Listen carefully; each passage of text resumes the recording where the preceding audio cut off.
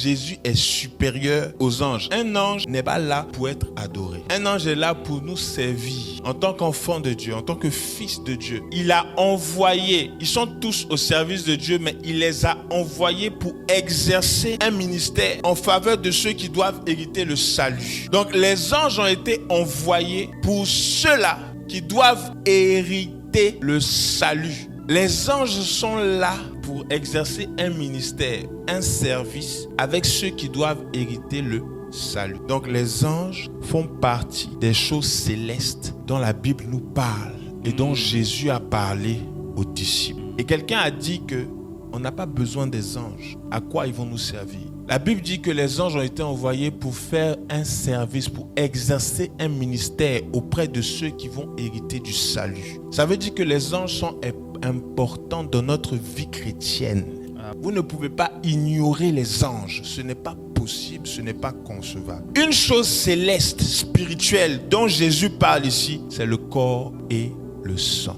Jésus dit, celui qui mange ma chair et qui boit mon sang a la vie et je vais le ressusciter. Et il dit, celui qui croira à la vie et je vais le ressusciter. Donc ça veut dire que la résurrection ou la vie éternelle est conditionnée par uniquement la croyance en Jésus. La volonté de mon Père, c'est que quiconque me voit et croit en moi a la vie éternelle. C'est la volonté de mon Père. Yes. Donc croire en Jésus fait partie des conditions pour avoir la vie éternelle. Pourquoi est-ce que Jésus dit à ses disciples, celui qui mange de mon corps et qui boit de mon sang a la vie éternelle?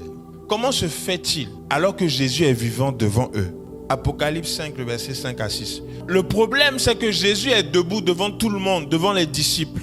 Et Jésus dit cela. Et par l'intermédiaire, je dirais, du monde spirituel, par la volonté de Dieu, le sang et le pain vont se matérialiser devant les disciples. Et Jésus va couper le pain, il va leur donner. Il va prendre du vin, il va leur donner. Et il va dire, ceci est mon sang, ceci est ma chair. Mangez, c'est un breuvage, c'est pour vous, pour que vous ayez la vie. Allez-y. Et Jésus leur donne la Sainte Seine. Pourquoi? Parce qu'il y avait un sacrifice qui avait déjà été fait. Et Jean se retrouve dans l'Apocalypse et Jean se retrouve au ciel. Et il y a un vieillard qui lui dit, regarde. Il lui dit, regarde, ne pleure pas. Regarde là. Le lion de la tribu de Juda, le descendant du roi David, a remporté la victoire. Il peut donc briser les 7 sceaux et ouvrir le livre. Le vieillard lui montre quelque chose, lui montre quelqu'un. Je vis un agneau debout au milieu du trône, entouré par les 4 êtres vivants et les anciens. Ils semblaient avoir été égorgés. Le sacrifice de Jésus avait déjà été fait au ciel. Quand Jésus vient sur la terre, Jésus montre que ce sacrifice-là, il a déjà été fait. Maintenant, me voici. Je suis là pour matérialiser ce qui avait déjà été fait au ciel. Donc Jésus prend le vin, il donne. Il prend le pain, il donne. Il dit, ça c'est ma chair. Et ça, c'est mon sang. Buvez. Ça, c'est ma chair. Mangez.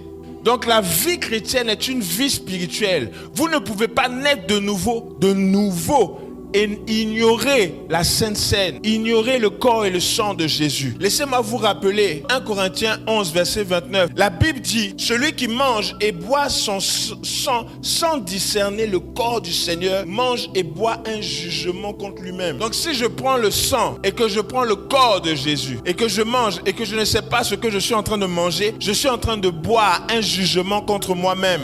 1 Corinthiens 11, le verset 30. C'est pourquoi il y a parmi vous beaucoup d'infirmités. Vous ne pouvez pas naître de nouveau et ignorer le corps et le sang de Jésus. Ce n'est pas un truc banal. Non. Le sang et le corps de Jésus n'est pas quelque chose comme ça qu'on donne aux gens. Non, les amis. C'est une chose spirituelle. C'est très profond. Ça n'a rien à voir avec le vin, le jus de raisin qu'on achète et le pain sans levain qu'on achète au marché. Ça n'a rien à voir. C'est bien plus spirituel que cela. Dans 1 Corinthiens 11, verset 28, que chacun donc s'éprouve soi-même, qu'ainsi il mange du pain et boive de la coupe, car celui qui mange et boit sans discerner ce qu'il est en train de manger, ce qu'il est en train de boire, il est en train de boire et de manger un jugement. Et c'est pour cela qu'il y a parmi vous beaucoup d'infirmes et de malades et qu'un grand nombre sont morts. Il y a des personnes qui sont mortes simplement parce qu'ils ont pris la Sainte Seine, mais ils ne savaient pas ce que c'était. Le sang et le corps de Jésus, c'est du réel, les amis.